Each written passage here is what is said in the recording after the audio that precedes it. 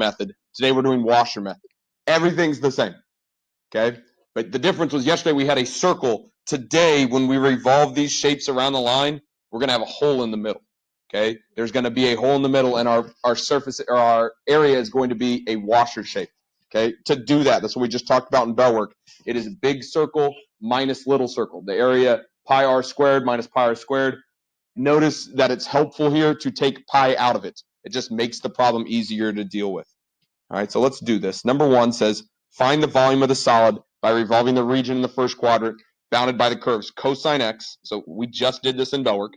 This red line here is cosine x and sine x. That's the blue line. It's been stretched a little bit, so it looks kind of ugly, but that's cosine x and sine x. We are revolving these curves around the x-axis. So show me with your finger. What does it look like if you spin something about the x-axis? We're spinning this way, okay? We're spinning like a wheel and not like a fan. So that I already drew that in for you, okay? I took that cosine line and I folded it down. So I'm taking this thing and I'm revolving it down all the way around. The sine line is revolving as well. So when we take that sine line and we rotate it, it's going to look like this. But my shape is going to be the part in the middle. This is the shape. Try to describe to your neighbor, what is that thing going to look like? What is this volume? What is this solid going to look like?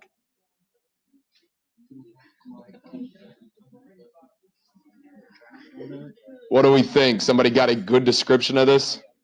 Jared, what do you got? Like a dog bowl. What would the inside of the dog bowl look like?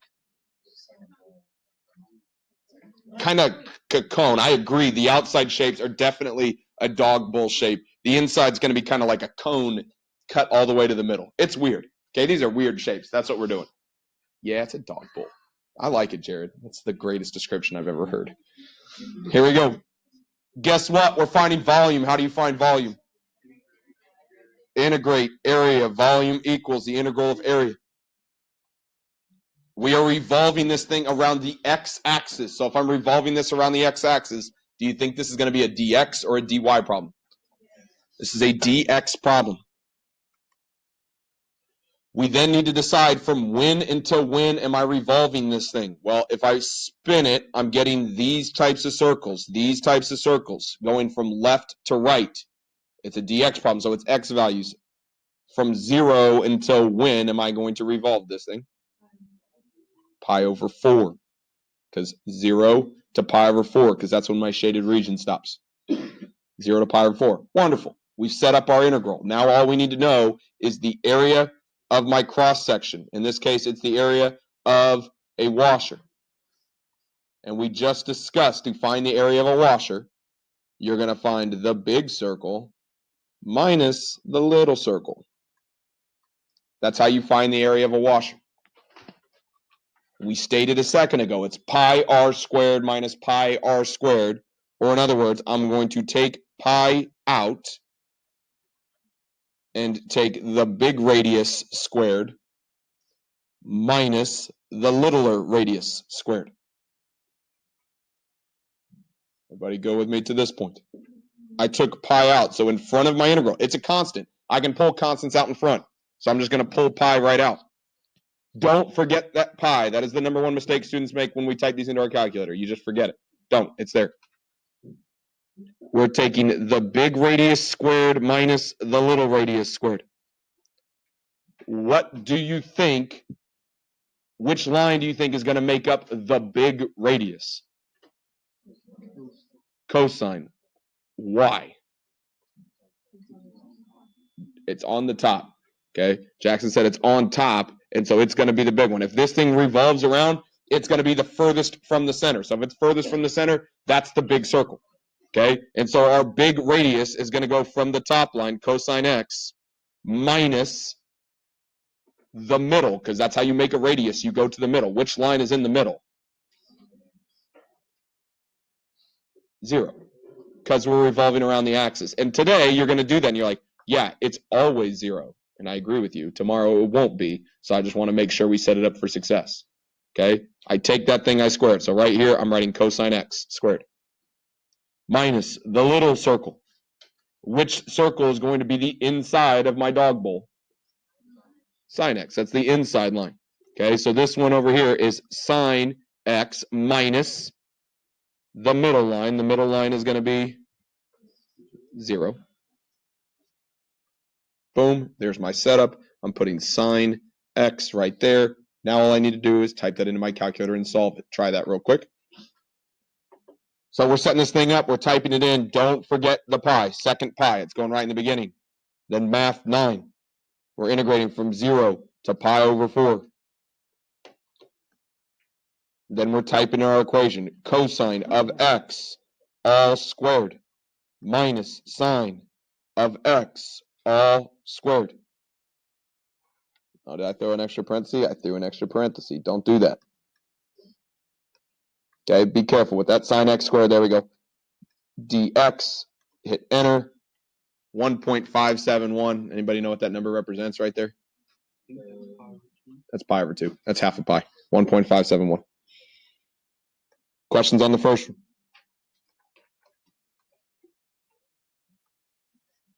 It wasn't that different than what we're used to. Big circle minus little circle. That's pretty much the end of the story. Let's go to the backside. Okay, find the volume of the solid by revolving the region in the first quadrant, bounded by the curves y equals x squared and the square root of x about the y-axis. Okay, so we've got two lines. This line right here, this red line right here, is the line y equals x squared. And this green line right here, that is y equals the square root of x. What did I do with those equations? See how this looks a little funky? I wish I would have rewritten that. I flipped them, right? You can see that this equation is really that guy. It's just been flipped. This equation is really that guy. It's just been flipped. All they did was they solved for y. Okay, probably something we're going to need here in a second. Everybody good? Find the volume. So for finding volume, how do you find volume? Integrate the area. Area is going right here. So right there, we're putting area. I'm revolving about the y-axis. Show me with your finger. What's it look like to revolve around the y-axis? Like a ceiling fan. We're revolving this way. So we're taking this shape, and they already drew it for you, but we're revolving it this way. So we're going, that's the outside ring. This is the inside ring. That's the outside ring. This is the inside ring. Okay? And so this is what my shape is going to look like in the end. It's going to be one of these little washer guys when I cut it up.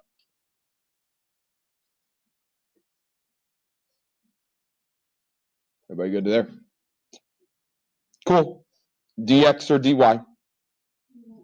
Dy, because if I were to stack these washers that I just drew, I'm going to stack those washers from the bottom to the top.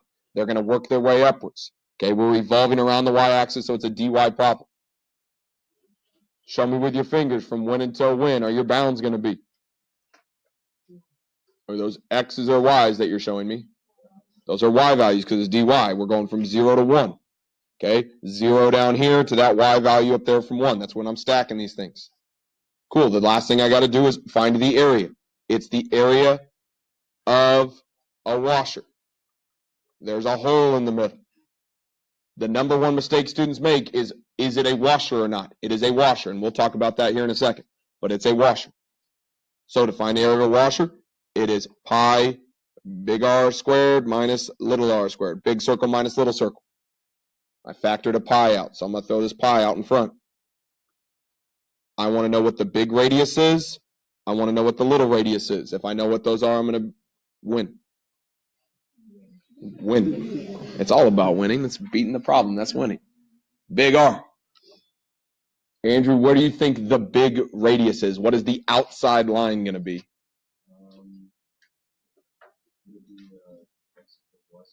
X equals y squared is correct. It's the pink line up here.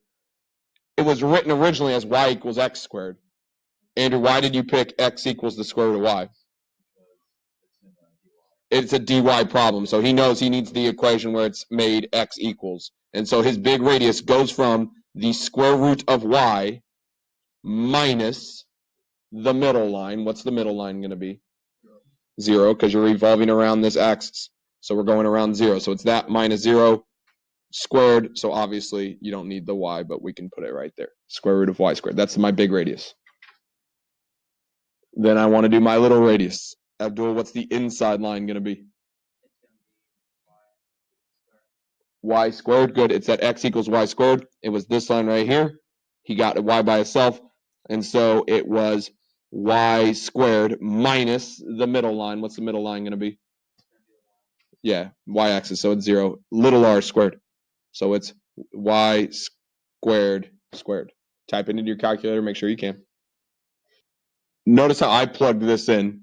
I was doing the square root of y squared. So if I'm doing the square root of y squared, I just made it y, or in this case, x. And then I had minus x squared squared, so I just typed in x to the 4th. You can type it in the other way. I just typed it in that way. That way I didn't make a mistake when I did all the other craziness. You hit enter, and you get 0.942, little baby volume, but you're pretty small there because you're within the 1. Questions there? Let's go to the next one. So I changed the directions here a little bit. Find the volume of the solid by revolving the region in the first quadrant. So that's important. You only want the part in the first quadrant. Bounded by the curves x equals y cubed. And I'm going to just take out the rest of that and make it y equals 2. So I want you to graph y equals 2, x equals y cubed, and figure out the part that's bounded by those two lines in the first quadrant. It says x equals y cubed. Show me with your arms. What does x equals y cubed look like? Yeah, be careful here. Are you good at graphing x equals lines? Me neither. I'm not good at graphing those. So I would rather you, at least to graph it, I want to write this as a y equals line. So if I want to graph it as a y equals line, what would y be equal to? Cube root of x. That helps me to understand it better. Oh, it's cube root of x. Oh yeah, that's the S curve looking thing. Okay, take a second here with your neighbor and see what you can do. That is the cube root graph. I used the point 1, 1 and 2, 8, or 8, 2, sorry. And then I'm graphing the line y equals 2. Show me with your arm. What does y equals 2 look like? Y equals, it's crossing the y-axis, so it should be a horizontal line at y equals 2. That's this line right here. I want the region bounded by those two lines, and it's in the first quadrant. So where am I shading this bottom part right here? I want the one that's in between them, and so I want that spot up above there. So the place I'm shading is right here. This is the place bounded by those two lines in the first quadrant. Okay, this is probably the trickiest thing, is understanding where you're shading. Once we figured out where we're shading, we're revolving this thing around the x-axis. If I'm revolving around the x-axis, show me with your finger. How does it revolve around the x-axis look like? X-axis, I'm revolving up and down, and so I am getting this shape. So I'm going to draw just dotted lines, so it's not really a thing, but it's going to look like that. Is this problem going to be a disk or a washer problem?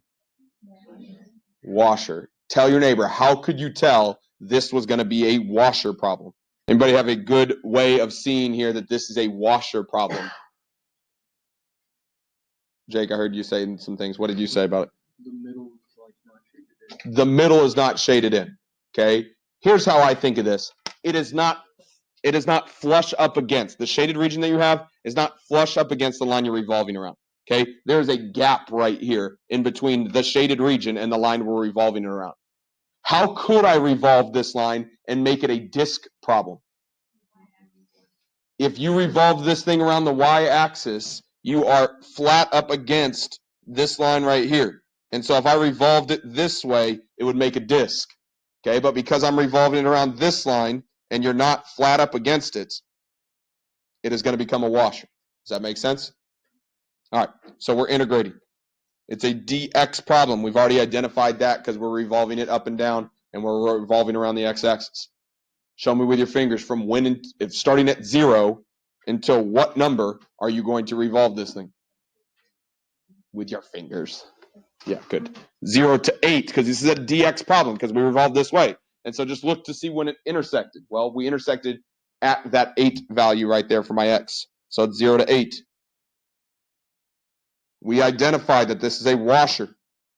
So if it's washer, we've got pi, big R squared minus little r squared. That is our formula for a washer. We've got pi, we can take it out in front. I need to figure out what the big radius is, and then I'm going to figure out what the little radius is. Braden, what is the outside line going to be? What's our big radius going to be here? 2. Which line's on the outside? Well, if I were to draw this thing, the outside line is going to be this one. That's going to be the furthest away from the middle. If it's furthest away from the middle, it's the biggest line. And so we're going from here to there. That's going to give us our big circle. So 2, and then technically it's minus 0 because it's 2 minus 0. It's going to be the middle of 0. What is 2 minus 0 squared going to get us? 4. It's 2. It's if you looked at this shape when you get done, it's going to be just a regular smooth cylinder on the outside. The inside is going to look like it's been drilled out by a drill bit. Okay, but the inside has got a nice smooth cylinder. Okay, the inside, what line's going to be on the inside here, Megan? The cube root of x. Good. And that's the one we want. We want to use the cube root of x because it is a dx problem. She knew to pick the cube root of x one. Okay, so she's going from this line right here, that pink line, which is the cube root of x, minus the middle line, which is going to be 0, and we're going to square that. Okay, so this is 4 minus, I don't like cube root of x. I'm going to write x to the 1/3 power squared. There's my setup. All I got to do is type it in and hit enter. Type it in and hit enter. See what you get. If the answer was 40.212, if you typed it in and got something significantly smaller than that, you forgot your pi. Don't forget your pi in the front. Okay, take your answer and multiply by pi and see if it matches up. Last one. It says find the volume of the solid by revolving the region in the first quadrant, bounded by the curve y equals x, y squared equals 4x, and the x or about the y-axis. So we're going to graph this thing. I'm going to help you out here. That way we can go a little faster. Here's my graph. Y equals x. That one's easy.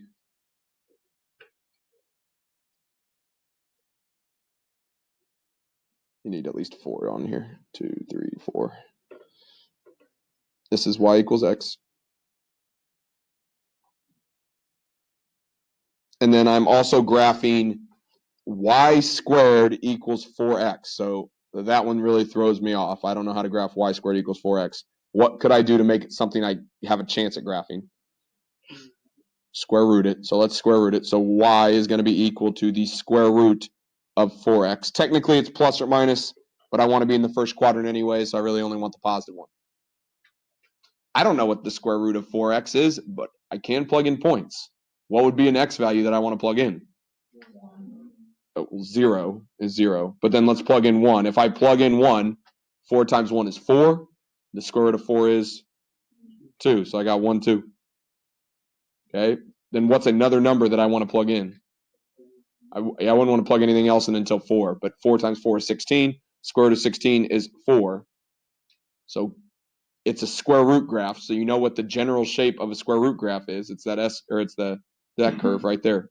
It's just been stretched a little bit. So my graph is going to look like that.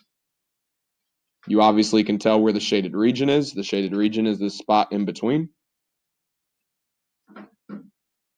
You're revolving this thing around the y-axis. Show me with your finger. What does revolving around the y-axis look like? This way, like a ceiling fan. So we've got this shape here. And that shape there. You're revolving it this way. Disc or washer?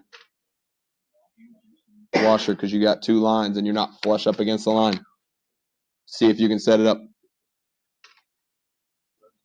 Here we go. We are trying to set this up. We're finding volume. To find volume, we integrate area.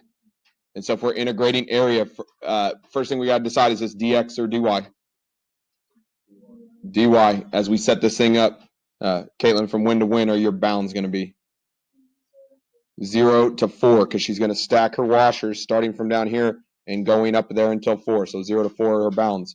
It is a washer problem. So because it is a washer problem, it is big circle minus little circle. We're going to factor a pi out.